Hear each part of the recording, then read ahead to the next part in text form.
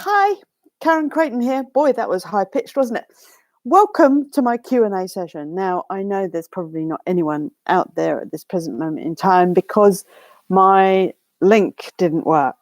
I'm not quite sure about this YouTube luck because this is the first time ever I've done a Q&A. And so I just thought I'd welcome you to our shop. So this is my home. So I live and breathe for natural health and all it brings, because I've been lucky enough to have experienced quite severe ill health and have found the answers within this whole modality that is natural health. And with natural health, we're looking at so many aspects of our bodies. I thought I'd open up a Q&A today, and I've got a few messages through. Now, Marilyn, I think it's Marilyn, she asked me the question, what can I do to help my daughter who is 3 and struggling with immunity? Well, every morning she's waking up with a cough, a cold, diarrhea and that sort of thing, and because she's going to daycare and all of that sort of stuff. And so my suggestion is, the first thing to look at is what your gut bacteria is like. And if a child is struggling with all the time dealing with a cough, a cold, which can be really worrying as a parent, we need to look at the root cause. And of course, most of the time I would suggest that the root cause could be low gut bacteria.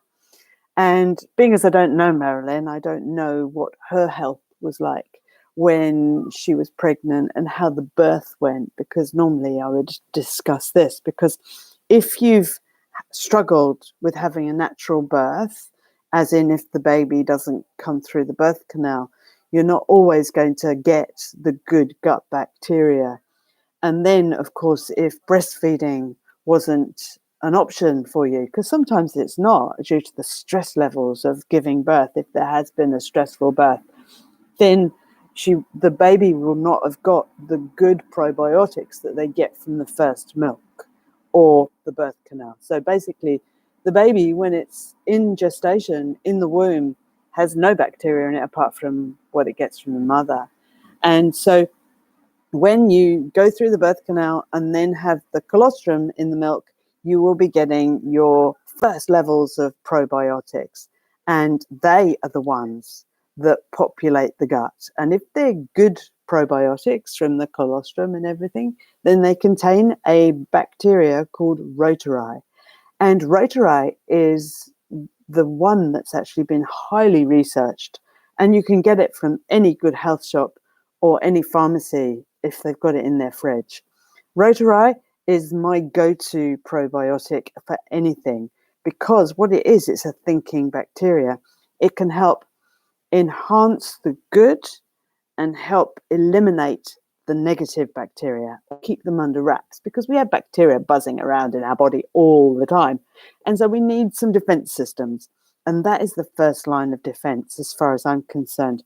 And no matter whether you had a good birth and whether you've been able to breastfeed, it would still be a good thing to do, because with our day-to-day lives, we often will struggle with our gut bacteria because of so many things. It's the food we have, antibiotic use, because if a child's been going through a lot of infections and things, it's very likely they'll have taken antibiotics, which will knock their gut flora out of the ballpark. So that's the thing I would always suggest to a mum to start with. And then we can build from that, because, there can be some really nice herbs and minerals and everything else, but start with the basics and then we can go on from there. Right. So that's Marilyn. Marilyn, if you are watching this, then please get in contact with me and we can go further. We can dive deeper. So Liz, now Liz came up with this one. How can I help my daughter who is 13 and struggling with depression, and she's been bullied at school and is really struggling with day-to-day life? And we're getting this so much now, where children are getting bullied, they're struggling with the level of schoolwork, they're struggling with so many things, and there seems to be so many levels of distraction and also absorption. So what I mean by that is young children today are very different to when I was growing up. When I was growing up, we didn't have any computers. They weren't even thought of when I was a child. Or we had such a wonderful basic life where we could go out and about. No one had to worry about us. I could go on my bike for a whole day and no one would care from about 5 because they knew I was safe. And so these levels of expectation, I suppose, are so much higher than they were. And I think we as parents have to be very mindful that these children are getting bombarded with expectations. They expect to look in a certain way. They are expected to achieve. They're expected.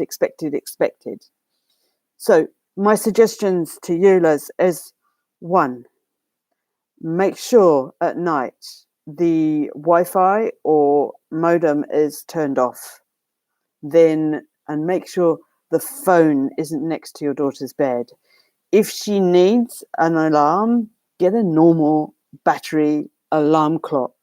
No electronics in the bedroom.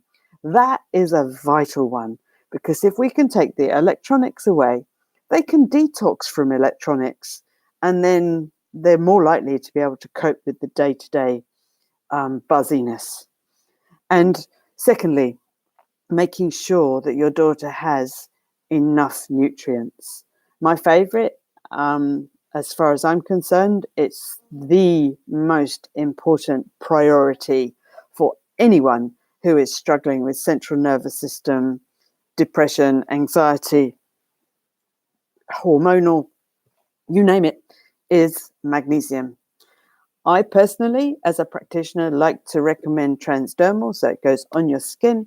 That way it bypasses digestion, is far more likely to get absorbed. Of course, you can choose whatever you wish. I've been lucky enough to be making magnesium oils and gels since 2007. And so we've perfected our way of making it, and we believe it's one of the best on the market.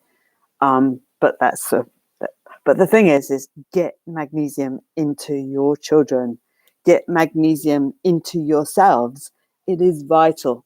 It's really vital in this day and age. Our need for magnesium has risen because our lifestyle has become busier and busier and busier. Even if you're very mindful of that, we're also exposed to electromagnetic field stress.